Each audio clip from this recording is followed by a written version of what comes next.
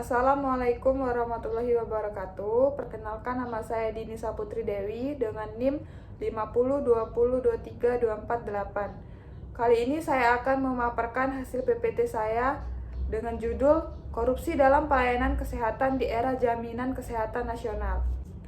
Pendahuluan terdiri dari latar belakang, rumusan masalah, sama tujuan. Latar belakang, Program Jaminan Kesehatan Nasional atau JKN diluncurkan pada 2014 untuk memastikan akses layanan kesehatan bagi seluruh masyarakat Indonesia. Implementasinya menghadapi masalah fraud yang melibatkan rumah sakit, peserta BPJS, dan obat. Fraud ini merugikan keuangan negara dan menurunkan kualitas layanan kesehatan. Data KPK hingga pertengahan 2018 mencatat 175.774 klaim fraud dengan kerugian 440 miliar, terutama dari rumah sakit. Pengawasan yang tidak efektif memperburuk risiko fraud sehingga menghambat tujuan JKN untuk menyediakan layanan kesehatan berkualitas. Diperlukan sistem yang efektif untuk mendeteksi dan mencegah praktik fraud. Rumusan masalah terdiri dari 1. Apa saja bentuk fraud dalam layanan kesehatan JKN? 2. Faktor apa yang menyebabkan terjadinya fraud dalam layanan kesehatan?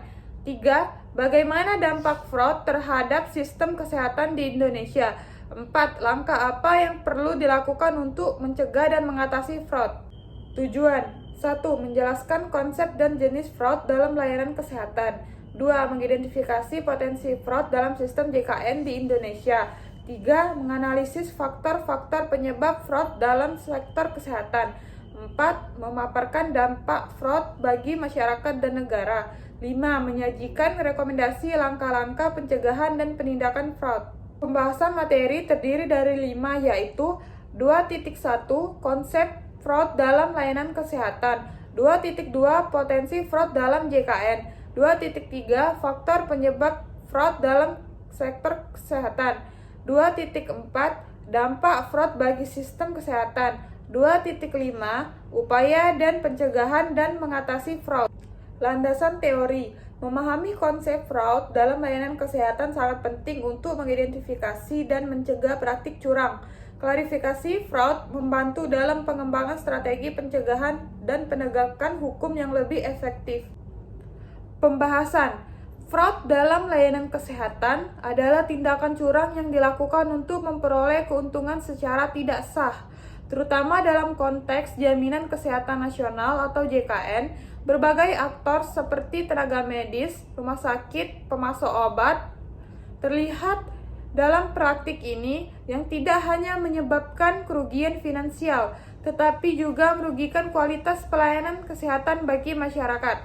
Menurut Association of Certified Fraud Examiners atau ACFE, fraud ini sektor kesehatan terbagi menjadi 3 kategori terutama. 1. Penyimpangan aset, melibatkan pencurian atau penggelapan dana serta aset medis yang relatif lebih mudah terdeteksi.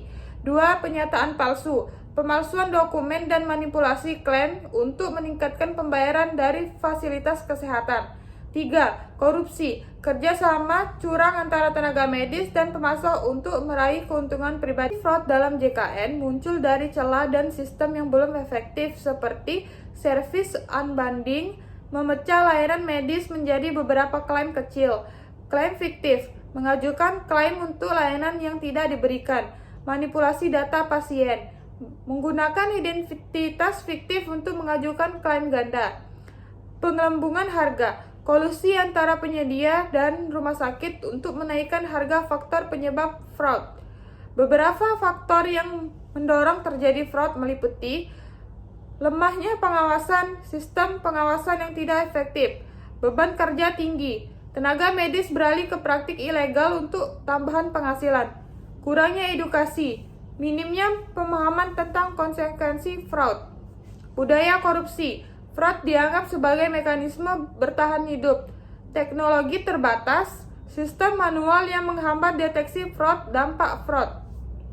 Dampak fraud dalam layanan kesehatan meliputi kerugian finansial, menurunkan alokasi dana untuk layanan kesehatan, penurunan kualitas pelayanan, mengabaikan standar pelayanan, ketidakpercayaan masyarakat, mengurangi minat masyarakat untuk menggunakan JKN, upaya pencegahan dan pengendalian. Untuk menangani masalah fraud diperlukan langkah-langkah sistematis seperti 1. Penguatan penguasaan, 2. Penerapan teknologi digital, 3. Edukasi dan sosialisasi, 4. Penerapan sanksi tegas, 5. Pelibatan masyarakat. Upaya pencegahan dan pengendalian fraud. Untuk mengatasi masalah fraud dalam JKN diperlukan upaya yang sistematis dan terintegrasi. Berikut adalah beberapa langkah yang dapat dilakukan. 1. Penguatan sistem pengawasan dan audit. Pemerintah harus memperkuat sistem pengawasan dengan melakukan audit rutin dan investigasi mendalam terhadap klaim yang mencurigakan. Audit harus mencakup semua tingkatan, mulai dari fasilitas kesehatan hingga pemasok obat dan alat kesehatan. 2. Penerapan teknologi digital untuk deteksi fraud. Sistem informasi dan integrasi diperlukan untuk memantau klaim dan mendeteksi anomali secara otomatis. Teknologi seperti machine learning dan data analitis dapat membantu mendeteksi pola-pola fraud lebih cepat. 3. Peningkatan edukasi dan sosialisasi. Edukasi tentang bahaya fraud dan pentingnya integrasi perlu diberikan kepada seluruh tenaga medis, staf BPJS, dan peserta JKN. Program sosialisasi harus dilakukan secara berkelanjutan agar kesadaran akan bahaya fraud semakin meningkat. 4. Penerapan sanksi tegas dan transparan. Pelaku fraud harus diberikan sanksi tegas, baik berupa sanksi administratif maupun pidana. Untuk memberikan efek jerah, mekanisme sanksi juga harus transparan agar masyarakat dapat memantau pengakuan hukumnya. 5. Pelibatan masyarakat dan pengawasan. Portal pelaporan publik seperti Lapor harus dioptimalkan untuk memanfasilitasi masyarakat dalam lapor dugaan fraud. Pelibatan masyarakat akan meningkat transparansi dan akuntabilitas dalam layanan kesehatan. Kesimpulan, fraud dalam layanan kesehatan Program Jaminan Kesehatan Nasional atau JKN adalah masalah serius yang merugikan negara masyarakat. Tindakan curang dilakukan oleh berbagai faktor, termasuk rumah sakit, tenaga medis, dan pemasok obat. Melalui praktik seperti klaim fiktif dan penyalahgunaan wewenang, data KPK hingga 2015 mencatat 175.774 klaim fraud senilai 440 miliar. Meskipun angka besarnya kemungkinan lebih tinggi, fraud tidak hanya menimbulkan kerugian finansial, tetapi juga menurunkan kualitas layanan dan memperburuk ketidakpercayaan masyarakat. Faktor penyebabnya termasuk lemahnya pengawasan dan budaya korupsi. Sistem pencegahan yang ada belum optimal, sehingga diperlukan langkah-langkah sistematis dan berkelanjutan untuk mengatasi masalah ini. Baik, terima kasih. Sekian presentasi PPT saya kali ini. Sumber yang saya dapat dari Jurnal Anti Korupsi. Mohon maaf atas kurangnya presentasi PPT saya kali ini. Saya ucapkan terima kasih.